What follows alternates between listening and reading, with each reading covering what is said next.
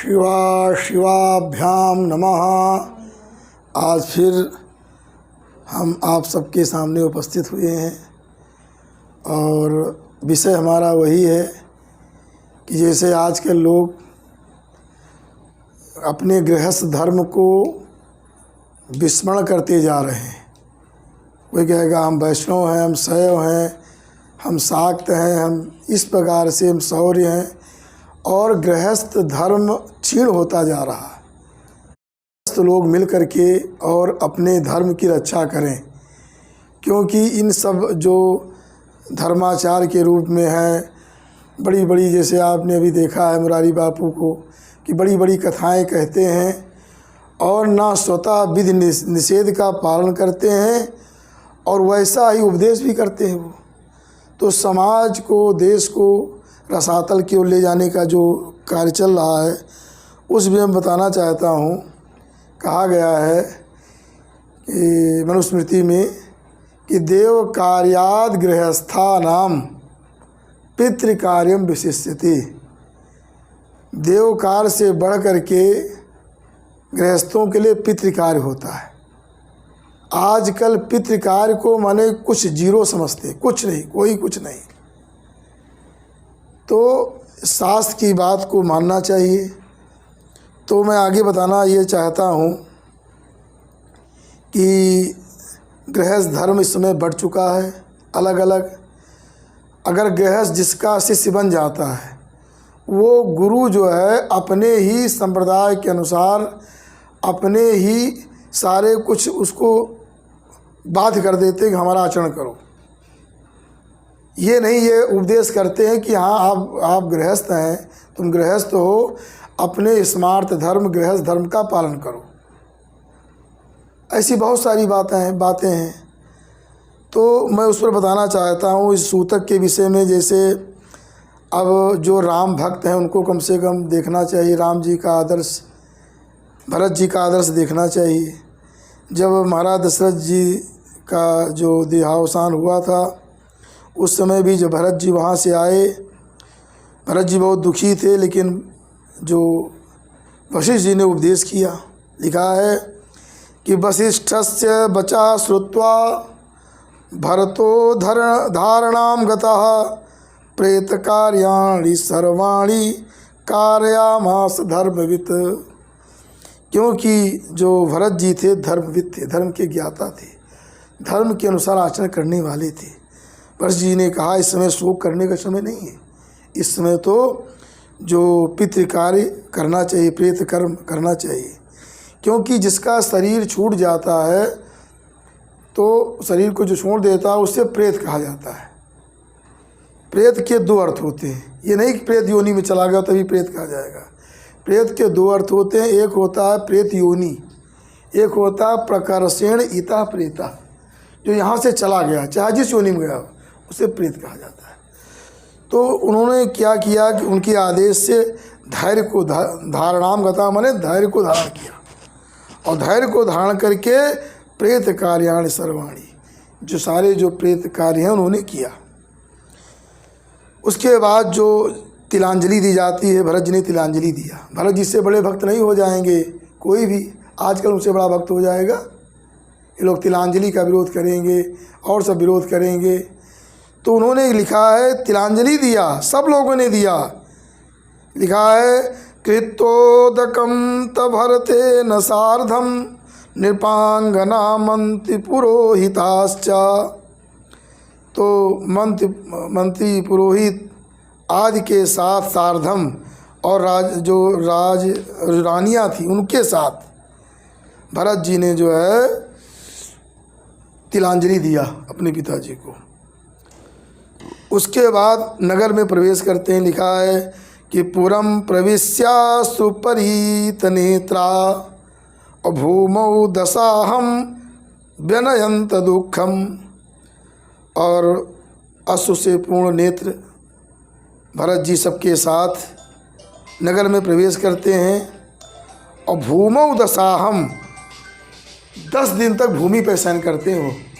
ये नियम है कि भूमि पर शयन करना चाहिए। अगर कोई परिवार में अगर दिवंगत हो जाए तो भूमि पर शयन सबको करना चाहिए।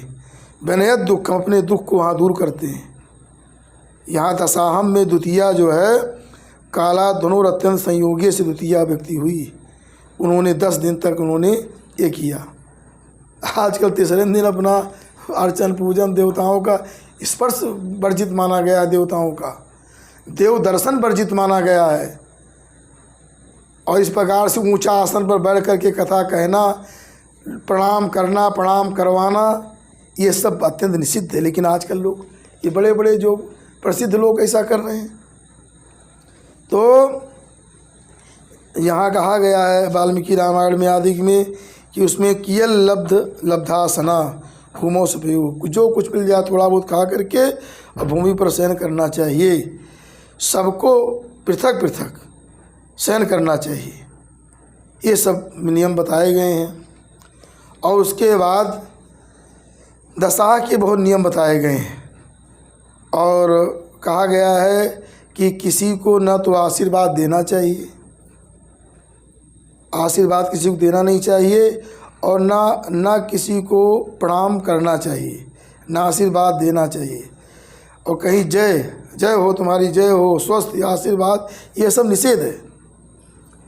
और सीमांत गमनम तथा अपने सीमा नगर की, जो अपने घर की सीमा हो, अपने गांव की सीमा हो, उससे बाहर नहीं जाना चाहिए। अब आजकल निकल करके लोग पहुंच जाते हैं। सीमा का भी त्याग, अपने जो गांव की सीमा होती है उस सीमा का त्याग नहीं करना चाहिए। सीमांत गमनम तथा, ये भी निषेध है। और जो बताए चुके कि इस प्रकार से ज़मीन में, भूमि पर बैठना चाहिए, भूमि पर सोना चाहिए। परस्परम असंस्पृष्टा, एक दूसरे से स्पर्श न हो। दाना अध्ययन वर्जित, ना उसमें दान करना चाहिए, ना अध्ययन करना चाहिए। मलिन होकर, दीन होकर के, अधोमुख होकर के रहना चाहिए।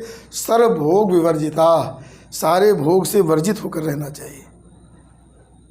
अंग संभाल नहीं करना चाहिए, सजना नहीं चाहिए हैं, और केस का सम्मार्जन नहीं करना चाहिए। इस प्रकार से नियम बताए गए हैं। जो परिवार के लोग हैं, जैसे पुत्र है, पिता है, पति है आदि, जो ये नज़दीकी वाले जो रिश्ते होते हैं, उनके लिए 10 दिन का ये नियम बताया गया है।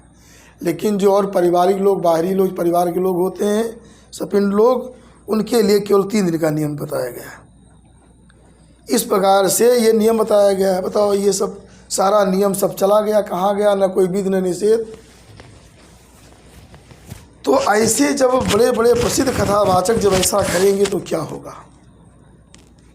ततो दशाहेति गते, कहा गया है वाल्मीकि रामायण, तसो दशाहेति गते कृत शौचो नृपात्मजा द्वादशे हनि संप्राप्ते श्राद्ध कर्माणि कारयत।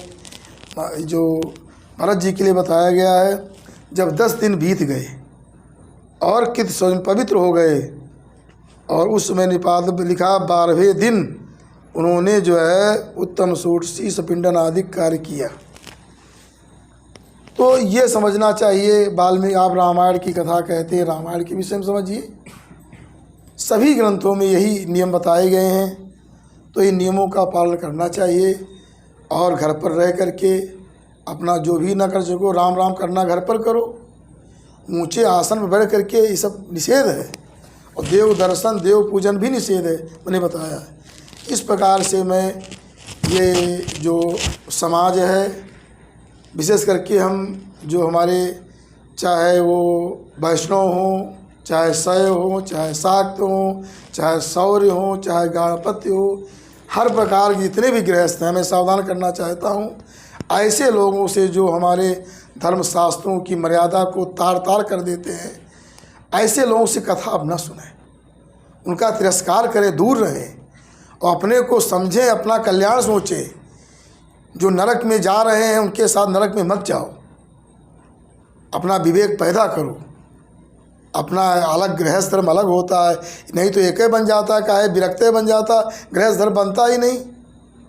तो कुछ अंतर सब में होता है।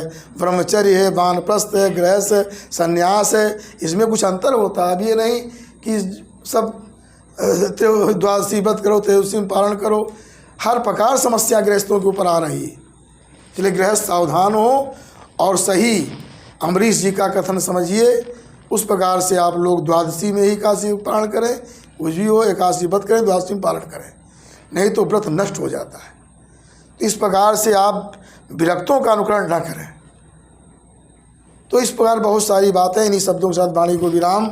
असतो मा सद्गमय तमसो मा ज्योतिर्गमय मृत्योर्मा मृतम गमय सुशांतिर्भवतु।